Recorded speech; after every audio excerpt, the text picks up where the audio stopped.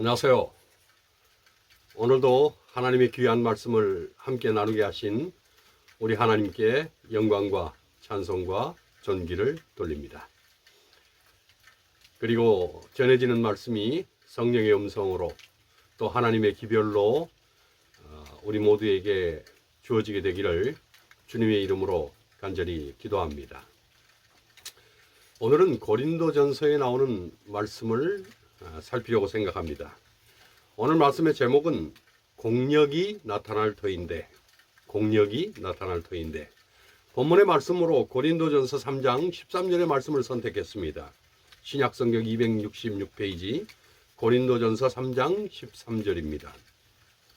각각 공력이 나타날 터인데 그날이 공력을 밝히리니 이는 불로 나타내고 그 불이 각 사람의 공력이 어떠한 것을 시험할 것임이니라. 사도 바울이 고린도 교회에 2번 서신을 보냈습니다. 고린도 교회는 사도 바울이 2차 전도 여행 중에 세웠던 교회입니다. 하지만 3차 전도 여행 중에 고린도 교회로부터 들려온 소식들은 참으로 안타까운 소식들이었습니다. 교회가 파가 나뉘어 분열이 되었습니다. 그러니 질서가 없어지고 또한 교회 안에 세속적인 풍습과 심지어 성적인 부도덕까지 일어났습니다. 교인들 간에 벌어진 다툼이 세상적인 법적 송사로까지 이어지고 예배조차 무질서해져 버렸습니다. 그래서 바울은 걱정과 염려로 그리고 권고와 강력한 지도를 위해서 AD 55년경 에베소에서 이 편지를 써서 고린도 교회에 보내게 되었습니다. 사도 바울은 고린도 교회에 서신을 보내면서 편지의 서두에 오늘 처음에 읽었던 본문에서 그 말씀처럼 재림의 날, 심판의 날, 믿음과 신앙의 공력이 드러나는 그런 날에 대해서 언급을 합니다. 사람의 하는 일과 사람의 모든 행위와 그 모든 믿음과 그 모든 신앙이 반드시 심판을 받고 시험을 받고 상을 받는 날이 있다는 것입니다. 저도 이제 60 중반이 되고 나이가 들어가서 그런지 이제는 주변에 아는 사람들 그리고 가깝게 지냈던 분들의 임종 소식들을 자주 듣습니다. 연로하셔서 돌아가시기도 하고 아직은 그래도 더 살 나이인데 생을 마감하기도 하고 질병으로 노환으로 돌아가십니다. 이런 인생의 마지막 가야 하는 길을 보면서 결국 인생이라고 하는 것이 끝을 향해 달려가는 그런 피조물에 불과하다는 것을 절감을 합니다. 마지막 날은 한 개인이 이 세상에 와서 주어진 삶을 거두고 떠나야 하는 날입니다. 세상에서 어떤 모습으로 살았던 그날은 반드시 닥쳐옵니다.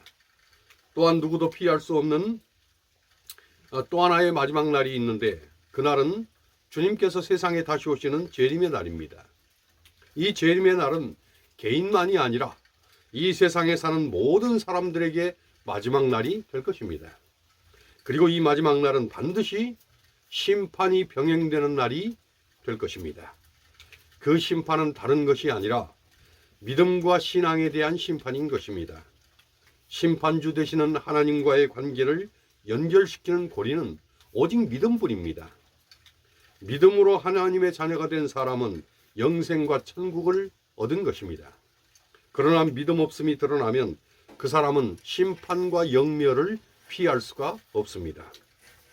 세상에서는 서로 섞여 살았지만 그리스도께서 재림하시는 날에는 하나님의 자녀들은 하나님의 집으로 사단 마귀의 종들은 영원한 심판으로 갈 수밖에 없을 것입니다.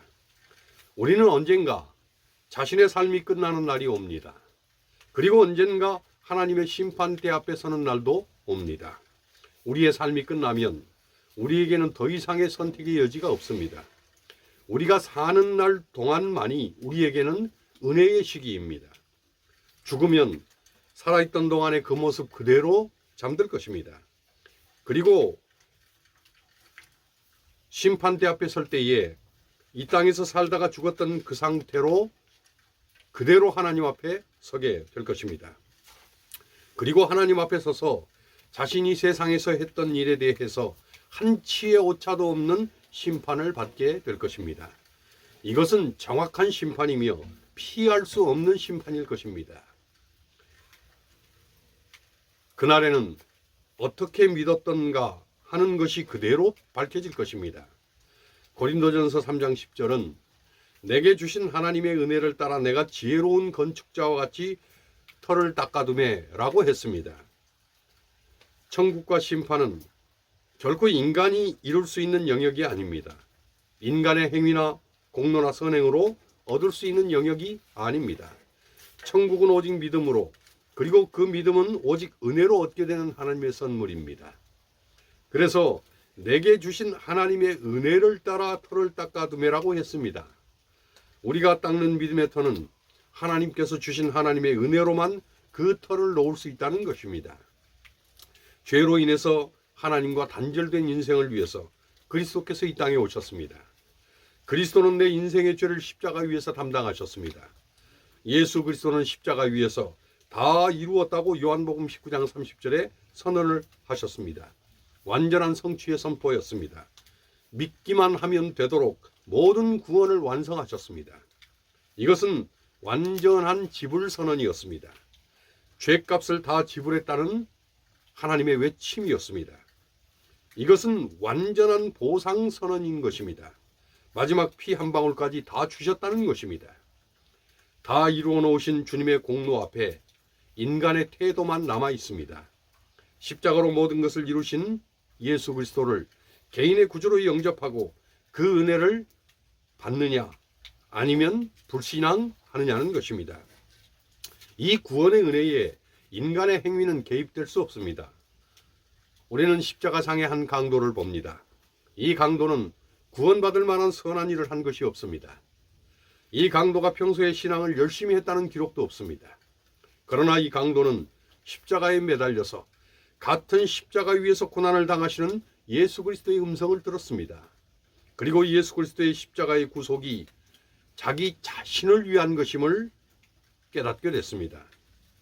예수 그리스도의 십자가가 주는 구원의 사실적 진리를 그 순간 이 강도는 영접을 했습니다. 그리고 주님으로부터 속죄의 은총을 얻었습니다.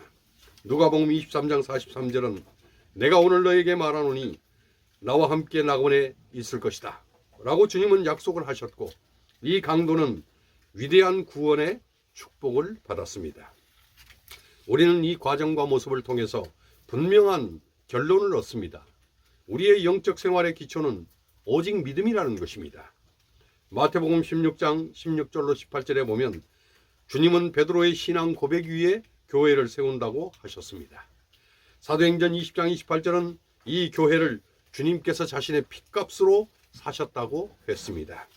주님의 교회는 예수 그리스도의 보혈의 공로를 믿는 믿음으로만 그 기초가 놓여져야 합니다. 믿음 위의 기초는 교회가 아닙니다. 베드로의 신앙 고백과 믿음 위에 세워진 교회를 전통으로 바꾸어버린 로마 캐톨릭은 그런 점에서 사실 올바른 교회가 아닙니다. 예수 그리스도의 십자가를 믿는 믿음 위에 기초가 놓여있지 않은 문선명의 통일교, 몰몬교, 신천지, 안상홍, 여호와의 증인, 뉴에이지 이런 것 등은 다 교회가 아닙니다. 이런 교회는 결코 교회일 수가 없습니다. 참된 믿음은 예수 그리스도를 하나님의 아들로 믿는 믿음입니다. 이 세상에 육신을 입고 오신 예수 그리스도를 믿는 믿음입니다. 우리의 죄 때문에 2000년 전 십자가를 지신 구세주를 예수 그리스도로 고백하는 그런 믿음입니다. 우리를 위해서 다시 살아나신 부활의 주님을 확신하는 것입니다. 그리고 조만간에 다시 오실 재림의 주로 예수 그리스도를 고대합니다. 이렇게 믿으면 참된 믿음을 가진 사람입니다. 이 믿음 위에 굳게 서 있으면 그 교회는 참된 교회입니다. 이러한 사실이 명백함에도 문선명이 구세주고 최만희가 구세주고 안상홍이 박명호가 구세주라고 믿으면 이건 정말 어처구니가 없는 것입니다. 이제 마지막 날 모든 것이 드러나고 모든 자가 하나님 앞에 서게 될 것입니다. 그날에 예수 그리스도에 대한 믿음의 결과가 드러날 것입니다. 가룟 유다는 12제자에 속하는 은혜를 입었습니다. 그러나 예수 그리스도를 개인의 구주로 영접하지는 않았습니다. 아무리 따라다녔어도 예수 그리스도께서 하나님의 아들로 영접되지를 않았습니다. 가룟 유다는 주님을 속이고 헌금까지 도적질하는 비참한 인생이 되었습니다. 그의 탐욕이 눈을 가리우고 구원의 기회를 놓치게 했습니다. 결국 가룟 유다는 끝까지 그리스도를 믿지 못하고 그렇게 인생을 마감하고 말았습니다. 우리는 누가 참된 믿음을 가졌는지 모릅니다. 누가 구원받을 신앙을 소유했는지 알 수 없습니다. 우리 중에는 예수 그리스도를 그저 위대한 종교 사상가로 여길 수도 있습니다. 예수 그리스도는 그저 좋으신 분이고 성인, 성자 정도로 여길 수도 있습니다. 또 그냥 오랫동안 교회를 다녀서 습관적으로 교회에 나오는지도 모릅니다. 교회를 다니면서 믿음 없이 목사, 장로, 집사가 되는 수도 있습니다. 이것처럼 불행한 일은 없을 것입니다. 믿음이 아닌 자신의 의지로 주님과 연결된 사람은 하나님의 종이 아닙니다. 이런 사람이 주장하는 신앙은 참된 신앙이 아닐 수 있습니다. 주님 오시는 재림의 날, 그 마지막 날에 예수 그리스도와 관계없는 믿음은 천국과 무관하며 구원과 무관함이 드러날 것입니다. 이때에는 한 치의 오차도 없이 모든 것이 드러날 것입니다. 그날에는 어떻게 어떤 마음으로 일했는지가 밝혀질 것입니다. 오늘 처음에 읽었던 본문인 고린도전서 3장 14절은 만일 누구든지 그 위에 세운 공력이 그대로 있으면 상을 받는다고 했습니다. 15절에는 누구든지 공력이 불타면 해를 받는다고도 했습니다. 여기서 공력이란 그 사람이 한 일과 사역입니다. 사도 바울은 오늘 본문의 공력이라고 하는 단어를 6번이나 반복합니다. 사람은 이 세상에 와서 한평생 일을 하면서 살다가 갑니다. 그 일한 결과가 마지막 날에 반드시 드러납니다. 내 자신의 믿음과 사역과 헌신이 교회에서의 내 충성과 봉사가 심판대 앞에서 그대로 다 밝혀질 것입니다. 우리가 한 일은 두 가지로 분류가 됩니다. 하나는 금은 보석입니다. 가치가 있고 영원한 일을 표상합니다.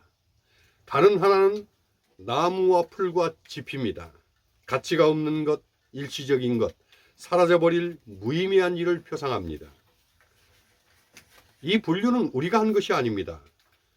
우리는 금은 보석이라고 여겼을지라도 주님께서 보시기에 나무, 풀, 짚으로 판단할 수 있습니다. 아무튼 하나님은 마지막 날에 불로 우리의 모든 것을 심판한다고 했습니다. 그리고 나무와 풀과 짚은 다 불타서 해를 받는다고 했습니다. 해를 받는다는 말은 다 잃어버린다는 뜻입니다. 남는 것이 없다는 뜻입니다. 지금까지 헛일을 하고 살았다는 뜻입니다. 수고는 했는데 헛수고를 했다는 것입니다. 노력은 했지만 열매가 없는 노력만 했다는 것입니다. 그러나 금은 보석으로 지은 집은 불에서도 아무것도 잃은 것이 없이 그대로 있을 것이라고 했습니다. 오히려 그 존재의 가치가 빛이 날 것입니다. 이런 사람은 주님으로부터 칭찬과 상급을 받을 것입니다. 만약 한 그리스도인이 다 태워지고 없어질 일을 했어도 그의 기초가 예수 그리스도였다면 반드시 구원을 받습니다. 그러나 부끄러운 구원인 것입니다. 불 가운데 아무것도 남는 것이 없는 모습으로 주님 앞에 설 것입니다. 우리가 기억해야 할 것은 구원과 상급은 다르다는 것입니다. 구원은 믿음으로 받습니다. 그러나 상급은 공력으로, 헌신으로, 충성으로, 사역으로 받습니다. 갈라디아서 6장 7절의 말씀처럼 심은 대로 거두는 보상이 상급입니다. 교회는 예수 그리스도의 기초 위에서 하나님의 말씀만을 증거해야 합니다. 교회는 예수 그리스도의 그 모든 기초 위에 하나님의 말씀만을 순종해야 합니다. 교회의 모든 사역은 주님만을 위한 것이 되어야 합니다. 되도록 해야 하고 진리의 원칙을 따라야 합니다. 교회는 오직 하나님의 뜻대로 하나님의 방법으로만 이루어져 가야 합니다. 교회의 기초인 예수 그리스도와 조화가 되도록 모든 일을 해야 합니다. 또한 예수 그리스도를 기초로 한 재림 성도는 예수 그리스도를 닮는 삶을 살아가야 합니다. 언제나 그리스도처럼 겸손과 희생과 사랑이 신학의 모습이어야 합니다. 교만과 외식과 위선은 철저히 배격하고 시기와 다툼과 미움도 멀리해야 합니다. 결국 주장하는 자세도 자신을 내세우는 고집도 버려야 합니다. 아무렇게나 말하고 아무렇게나 행동해서도 안 됩니다. 전혀 변화되지 않은 그런 모습으로 살아가면 안 되는 것입니다. 변화되지 못한 그리스도인이 하는 일은 그가 한 사역이 아무리 크고 위대해 보여도 나무요 풀이요 지필 뿐인 것입니다. 그런 점에서 사실 무엇을 하느냐보다 더 중요한 것은 어떤 사람이 되느냐 하는 것이고, 어떤 사람이 되느냐 하는 것은 그 사람의 영혼을 누가 지배하고 있느냐에 달려 있습니다. 그리스도의 영이 지배하지 않은 채 행하는 모든 일은 결국 자기를 내세우려는 일이 되고 그 모든 공력은 지푸라기가 될 뿐입니다. 하나님은 반드시 그 사람이 세운 공력에 따라 상을 주실 것입니다. 그 상은 기쁨의 면류관, 영광의 면류관, 의의 면류관이라고 베드로전서 5장 4절, 디모데후서 4장 8절은 말을 합니다. 그 상은 썩지 아니할 면류관이요 생명의 면류관이라고 고린도전서 9장 25절, 계시록 2장 10절은 말합니다. 결코 성도가 세운 공력에는 허튼 것이 있을 수 없습니다. 그 보상주가 완전하고 정확하신 하나님 자신이기 때문입니다. 우리는 자신의 생애가 끝나는 날 그 모습 그대로 마지막 심판의 날에 서게 될 것입니다. 그 마지막 날은 남의 것이 아닙니다. 이 땅에서 살았던 모든 인생들은 예외 없이 만나는 날이 될 것입니다. 그날은 필연적으로 우리 앞에 있게 될 실존의 날입니다. 그날은 반드시 천국이든지 영원한 멸망이든지 확실한 차이를 가지고 각 사람에게 접근해 올 것입니다. 그날에 우리는 하나님 앞에서 모든 것이 밝혀지게 될 것입니다. 어떻게 믿었느냐가 밝혀지고 어떻게 살았느냐가 밝혀지고 천국이냐 심판이냐가 정확히 결정날 것입니다. 어떻게 일했느냐가 밝혀지고 받은 바 구원의 은혜를 믿고 성화의 길을 어떻게 걸었느냐가 드러날 것입니다. 상급의 심판이 반드시 있을 것을 기억하고 우리는 구원받았음에 감사하게 될 것입니다. 그리고 이 구원의 감사를 주님의 사역에 헌신함으로 나타낼 것입니다.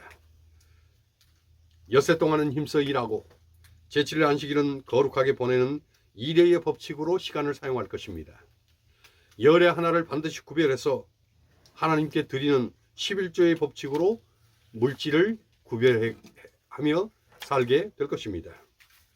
우리의 육신이 거룩한 하나님의 성전이요 성령의 전임을 기억하고 구별된 음식을 먹고 깨끗한 생각과 마음을 담아서 성령의 전 법칙을 따라서 살게 될 것입니다. 우리의 생명과 우리의 존재는 하나님의 영광을 위한 도구로 선용되어야 함을 기억하고 영광의 도구의 법칙으로 살아야 될 것입니다. 주님을 바라보고 주님을 닮고 주님의 형상과 내면이 내 성품이 되게 하고 언제나 하나님을 기쁘시게 하는 삶이 되도록 자신을 주님께 전적으로 드리는 그런 삶을 살아야 할 것입니다. 주님 다시 오시는 재림의 날, 그 심판의 날에 축복으로 드러날 일들을 행하고 살 수 있게 되기를 간절히 기원합니다. 우리가 은혜와 믿음으로 구원받고 그리고 우리의 성품은 예수님을 닮아가는 그리고 그 예수님의 성품으로 모든 일을 행하는 그런 우리의 삶과 우리의 믿음이 되어야 할 것입니다. 주어진 하루하루를 그리스도의 영에 이끌려 주님을 나타내고 주님께만 영광을 돌리고 하늘에서 살기에 적합한 모습과 우리의 내면이 되도록 준비하는 삶을 성공적으로 살게 되기를 간절히 기원합니다. 주님 곧 오십니다. 마라나다. 주 예수여 속히 오시옵소서. 아멘.